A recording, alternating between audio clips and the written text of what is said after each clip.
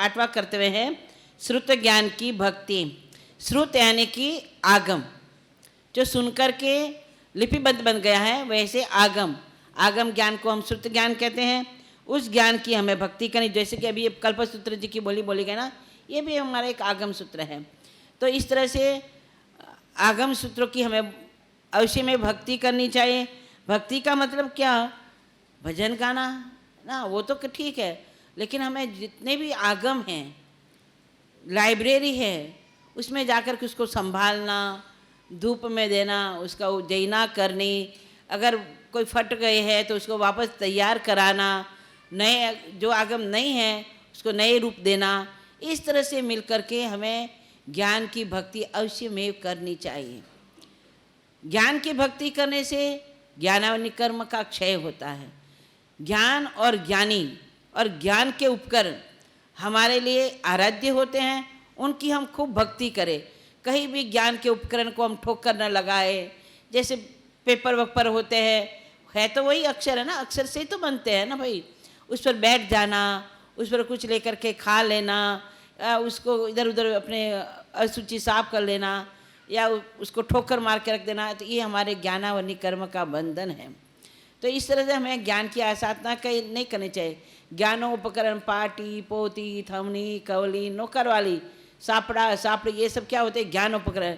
माला टूट जाती है तो हम ऐसे ही फेंक देते हैं, ठवनी टूट जाती है तो ऐसे ही फेंक देते, नहीं, उसका पर्यटन करो, अच्छी जगह करो। और एक बात का ध्यान रखना, किताबें अगर घर में फाट जाए या कुछ हो जाए ना, ज़्यादा हो जाए, तो मंदिर में ला करके ढेर मत करो, ये ज्ञान की आसाधना कर रहे हो। आप व्यवस्थित जगह लाइब्रेरी में जाकर के जमा कराओ, व्यवस्थित करके उसको रखो, ताकि आपका भी ज्ञानावरण कर्म क्षय हो जाए और वहाँ पर भी क्या, जो आएगा पढ़ेगा उसका सही उपयोग होगा। अब मंदिर में तो क्या करेगा, पुजारी लेकर के भर करके बोरे में रख देगा, तो अपना ही ज्ञानावनी कर्म बंद होता है। तो इस तरह हमें ज्ञान की भक्ति अवश्य में करनी चाहिए। ज्ञान पंचमी को, ज्ञान की तिथियाँ है हमारी, ज्ञान पंचमी तो है ही है, उस दिन तो आराधना करनी चाहिए। दूज भी हमारी ज्ञान तिथि है, एकादशी भी हमारी ज्ञान तिथि है, तो ऐसी तिथियों में हमें ज्ञान की आराधना करनी चाहिए।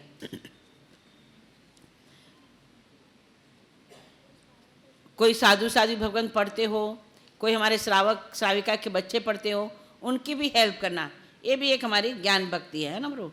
अभी नम्मा करते हुए हैं उद्यापन, जो आपने तप किए हैं, ज्ञान पंचमी, दूज, अष्टमी, एकादशी, चतुर्दशी, जो भी है, नवपदोली, सिद्धि तप, वर्षी तप, उपध्यान तप, जो भी आपने तप किए हैं, तो जैसे कि मंदिर पर शिखर ना हो तो मंदिर कैसा लगता है, शिखर पर कलश ना चढ़ाओ तो कैसा लगता है, सुना सा लगता है। यानी कि मंदिर बन गया, ऊपर कलश भी होना जरूरी होता है ना। तो ये कलश स्वरूप है उद्यापन। हमें अवश्य में साल में मिल कर के उद्यापन करना चाहिए। ज्ञान दर्शन चारित्र के उपकरणों से हमें क्या करना चाहिए, उद्यापन करना चाहिए। तो ऐसा उद्यापन भी जैसा जैसा तब किया उसके अनुसार हमें करना चाहिए। इस प्रकार उद्यापन के समय में विचार ध्यान रखना चाहिए कि किस काम के लिए कितनी आवश्यकता है, उसकी पूर्ति से के लिए क्या करना उचित है, तथा उसमें क्या खर्च किस प्रकार से करना चाहिए। इस पर लाभों लाभ का विचार रख कर के ही विवेकपूर्वक हमें ज्ञान के अंदर द्रव्य खर्च करना चाहिए। अब 10वां कर्तव्य है तीर्थ प्रभावना। मैंने पहले बताया था तीर्थ 2 प्रकार के होते हैं। पहला हमने बात करी स्थावर तीर्थ की, अब किसकी बात करेंगे हम, जंगम तीर्थ की। जितना स्थावर तीर्थ हमारा महत्व रखता है, उतना ही हमारा जंगम तीर्थ भी महत्व रखता है। क्योंकि स्थावर तीर्थ का मतलब हमें ले जाएगा कौन, जंगम तीर्थ न होगा तो परमात्मा का हमें बताएगा कौन। तो हमारे यहाँ पर देख, नवकार मंत्र में भी आपने पहला नमो सिद्धानंद नहीं बोला, क्या बोला, क्योंकि सिद्ध को बताने वाला कौन है, बस। यहाँ पर हमें स्थावर तीर्थ के साथ साथ जंगम तीर्थ, क्योंकि जंगम तीर्थ ही हमें स्थावर तीर्थ तक ले जाएगा, उसकी भक्ति हमें अवश्य में करनी चाहिए। उसकी भक्ति करने से भी हमारी बहुत बड़ी शासन प्रभावना होती है।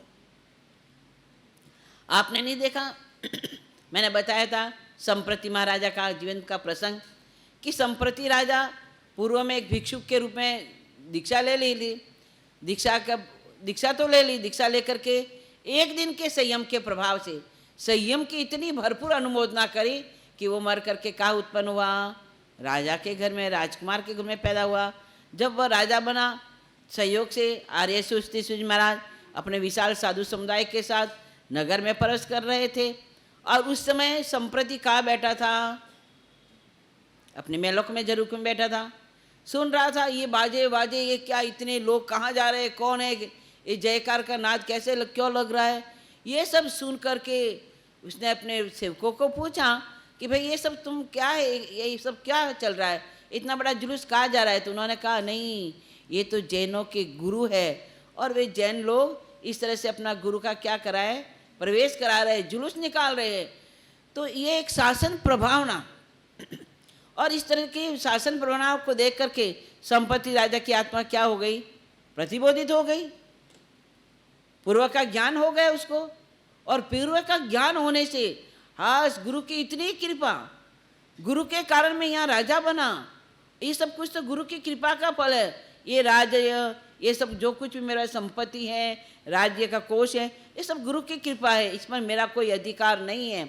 और सचमुच में गुरु को जाकर के वो निवेदन करता है, गुरु को कहता है, पहले तो कहता है गुरुदेव ने आपने मेरे को जाना, गुरुदेव ने कहा तुम राजा हो कि नहीं, राजा छोड़ दो, राजा वाजा क्या होता है, आप अपने ज्ञान से उपयोग लगाओ। तो उन्होंने ज्ञान के उपयोग से देखा तो सचमुच में एक भिक्षु जिसने दीक्षा ली थी, भिखारी ने दीक्षा ली थी, वो इतना बड़ा पुण्य का काम कर गया और इतना बड़ा महान राजा बन गया। अब वो कहता है कि ये सारे आपके हैं, राज्य बाज्य सब कुछ है आपके, मेरा कुछ भी नहीं है, आप उसको स्वीकार करो। गुरु ने कहा नहीं, हम कंचन कामिनी के त्यागी होते हैं, हम नहीं लेते हैं। तो उसने गुरु की प्रेरणा पा करके 1.25 लाख जिन मंदिर बनाए, 1.25 करोड़ जिन प्रतिमाएं बनाए, बहुत सी जगह आप जाओ, हमारे संसारिक गांव में भी संप्रतिकालीन प्रतिमाएं हैं, तो बहुत सी जगह प्रतिमाएं आपको मिलेगी। देश में ही नहीं, भारत में ही नहीं, उनका तो 30 देशों का राजा था, तो देश भारत से बाहर भी उन्होंने जिन मंदिर का काम किया, साधु साध्वी की भक्ति के लिए उन्होंने व्यवस्था करी, जो हमारे साधर्मिक थे उनकी भी व्यवस्था करी, दानशालाएँ खोली, उपासनाएँ बनाए, भोजनशालाएँ खोली। एक शासन प्रभावना के कारण कितना लाभ हो गया। ऐसी शासन प्रभावना हमें जीवन में अवश्य में करनी चाहिए। महामंत्री पेथर ने अपने गुरु धर्म गोस्वामी जी पधारे तब करी, 72 हजार टंक सोना उसने खर्च किया और गुरु को नगर प्रवेश कराया और 4 टंक सोना गरीबों में बांटा ताकि सारे लोग मेरे गुरु तक जुड़े रहे। गुरु तक जोड़ने के लिए जैन धर्म की मतलब जय पताका फेरे, जिन शासन का जय नाद लगे, इस भावना से लेकर के उसने इतना खर्च किया और भव्य प्रवेश कराया। हमें भी ऐसे शासन की प्रभावना के लिए जंगम तीर्थ का स्वागत करना चाहिए। जब जब भी आचार्य भगवंत पधारे, जब जब भी उपाध्याय भगवंत पधारे, तो उस समय क्या हमें नगर प्रवेश कराना चाहिए बड़े जुलूस के साथ। अब बाबूजी कहो करो टाइम ही नहीं वे करे, आचार्य भगवंत आए न करे घिया पावने तो ठाई घणी उपासना में आया ने उपासना थी रवाना वे क्या। ये हमारी दशा है, छुट्टी नहीं मिले, बाबूजी कहो करो बच्चों ने सुबह टिफिन खाना ने फिर ट्यूशन भेजना, इनमें टाइम नहीं। हम शासन प्रभावना के अंदर जुड़ते नहीं हैं। ये भी हमारा सम्यक दर्शन का मूल साधन है। साधु भगवंतों को दर्श वंदन करते करते कृष्ण महाराज की आत्मा ने क्या नहीं किया। ऐसे कई भव्य आत्मा है, कई भव्य आत्मा। इलायची कुमार ने साधु के दर्शन करते हुए केवल ज्ञान पा लिया। ऐसे कई भव्य आत्माएं हैं। अरे ले 100 रुपये के रूप में साधु को देख करके उदयन मंत्री कितना खुश हो गया। अरे ये साधु का प्रभाव है। तो ऐसी शासन प्रभावना हमें अवश्य में करनी चाहिए। विक्रमादित्य ने की है, कुमारपाल महाराजा ने की है, बहुत से महाराजा ने की और वर्तमान में भी करते आ रहे हैं। तो ऐसे नगर प्रवेश साधु भगवंतों का अवश्य में करना चाहिए। हमारी ये 10वां कर्तव्य है तीर्थ प्रभावना। हो सके अकेला करो, आपकी आर्थिक शक्ति इतनी नहीं है, अकेला नहीं कर सकते हो, तो सबके साथ मिलजुल करके अपना भी उसमें योगदान हो और इस तरह से हमें शासन प्रभावना करनी चाहिए। अब 11वां कर्तव्य बहुत मजेदार है। 11वां कर्तव्य है आत्मशुद्धि। ये पर्व किसका है? पर्यूषण पर्व है, इसको हमने राजा कहा है ना। ये क्या है? राजा है। राजा क्यों है भाई? राजा क्यों है? पर्वों का राजा कौन है? क्यों भाई? दूसरे कोई कम है? नपत की ओलिया कोई कम है? शाश्वत ओलिया है, शाश्वत ओलिया है। ये भरत क्षेत्र में होती है ऐसा नहीं, महावीर क्षेत्र में भी जिसकी आराधना होती है। तो ऐसा शाश्वत पर्व हमारा नपत की ओले का, फिर भी इसको राजा का, फिर भी इसको राजा का। इसके पीछे कारण क्या? क्योंकि ये हमारी आत्म शुद्धि का पर्व है। पैसा खर्च करना सरल है, पैसा खर्च करना सरल है, आत्म शुद्धि करना बड़ा मुश्किल है। कौन जाकर के अपने पाप को बताएगा? बताया था क्या? पाप को छुपाने के लिए पैसा खर्च लेगा इंसान। अगर कोई गलत काम कर दिए यानी पैसा हो गया तो क्या करेगा? चलो हमारे घर का नाम तो खराब हो गया, अच्छा करने के लिए क्या? वो दान करेगा, पैसा लगाएगा, ओ वापस हम आप लोग करेंगे, सेठ जी सेठ जी सेठ जी इतना पैसा खर्च किया, इतनी बोलियाँ बोली, वहाँ इतने चढ़ावे लिए, तो क्या हो गया? सारा पाप पैसों से क्या कर दिया? क्या कर दिया?